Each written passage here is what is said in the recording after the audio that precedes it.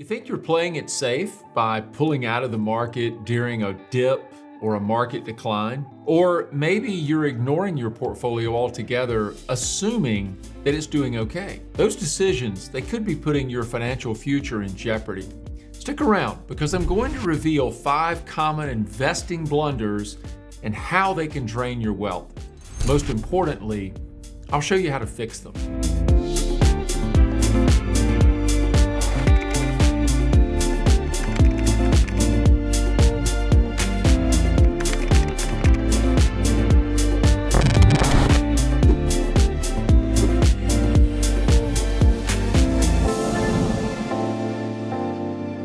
Welcome back to We're Talking Money. I'm Phil Clark, and today we're going to tackle a topic that might hit closer to home than you'd like to admit.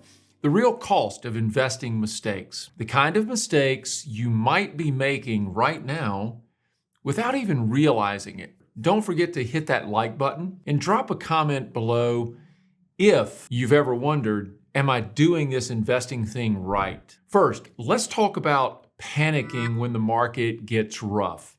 It's natural to feel nervous when you see something about a market crash, maybe you hear talk of a recession, but pulling your money out of the market to play it safe, it can cost you big time. Imagine this, you pull your money out of the market during a dip, thinking you're protecting yourself, but then the market rebounds as it so often does. And let's say you've missed the best 5 days of gains. You've just slashed your long-term growth by nearly 40%. That's not just money. That translates to vacations, college funds, even a comfortable retirement. So here's the deal. Markets, they tend to recover faster than you think. In fact, I went back to 1950. Markets have averaged a 15% return during expansion phases of the market. That's pretty darn good. And they've even managed a positive 1% average during recessions. So instead of reacting emotionally, what you really need to do is just have a solid plan that keeps you steady during all the turbulence. Volatility is just part of the game. It is going to happen. If you don't want any volatility, don't invest. What's the trick? It's not timing the market, it's time in the market.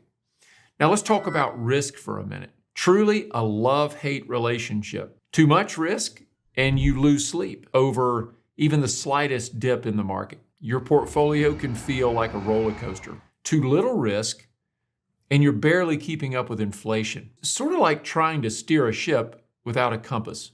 You might be afloat, but are you headed toward your destination? Do you have a destination? So the key is finding the sweet spot, just enough risk. How do you do this?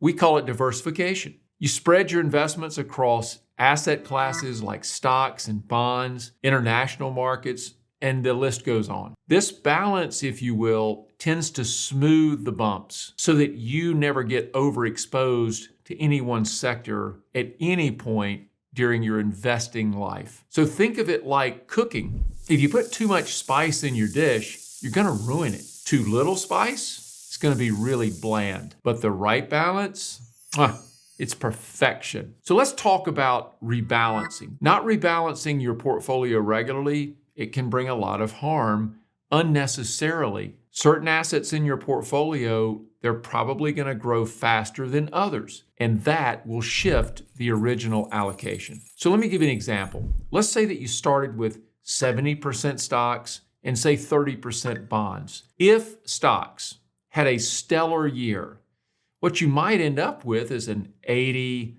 to 90% stock portfolio and maybe only 10 to 20% bonds.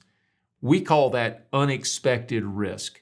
You didn't plan for it, but it happened purely because of how the market performed. Now, on the flip side, if stocks had a bad year, then all of a sudden your portfolio could be overweighted to bonds. Then you have a portfolio that's too conservative. Rebalancing keeps your portfolio aligned with your investment goals. It's like getting a tune-up on your car.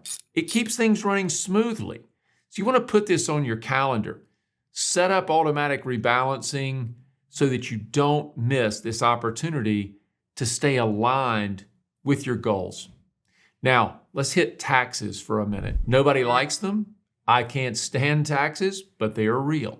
Ignoring them and ignoring strategies to avoid them can cost you thousands of dollars. Every dollar that you overpay, that could be working for you instead of it working for Uncle Sam. Here's a quick fix.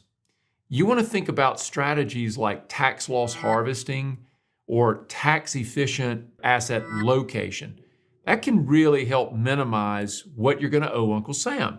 So for example, if you place tax-heavy assets into a retirement account, that alone can save you money since you don't pay the tax until the money is distributed. That means it gets to grow without tax for what could be 10, 20, 30 years. That's a lot of time to let money compound without the negative effects of tax.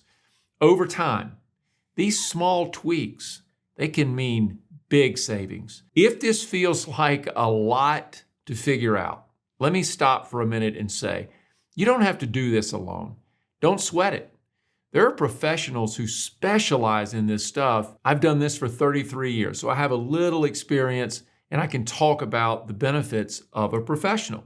So one of the biggest mistakes that investors make is they think that they have to handle everything on their own. Do-it-yourself investing, it definitely works for some. It's become popular. There's plenty of tools out there. But before you decide, ask yourself 3 questions. First, do I have the skills to manage my portfolio for what I'm trying to accomplish? Number 2, do I have the time? And number 3, do I really want to immerse myself in learning how to do all of these things? If the answer to any of these is no, then it might be time to consider working with a professional. Studies tell us that professional advice when it comes to investing can add up to 5% to your portfolio over time. That's not just guidance, that is growth in all the right ways. So even if you prefer to go solo, keep in mind that a periodic check-in with a pro can really bring valuable insights, and it can help you stay on track, particularly in those times of market decline when you might get a little bit nervous. So here's the good news. You can avoid these pitfalls with a solid plan, regular rebalancing, and smart tax strategies. You'll not only protect your wealth, but you're going to help it grow steadily and with greater confidence. Whether you're managing your investments or you're working with a professional, the key is being intentional, setting goals, and working towards them. Let's turn all these potential mistakes into opportunities. If you're not sure, if you need a second opinion, you have to take action. And there's no better time than now. Which of these mistakes have you fallen for? What's been the biggest investment lesson that you've learned? Let me know how your investing life is going and tell me your success stories so we can share those on another video. If you found today's video helpful, don't forget to give us a thumbs up, share it with someone who might need a financial wake-up call, and hit that subscribe button for more content to help you make smarter moves with your money. I'll see you next time on We're Talking Money.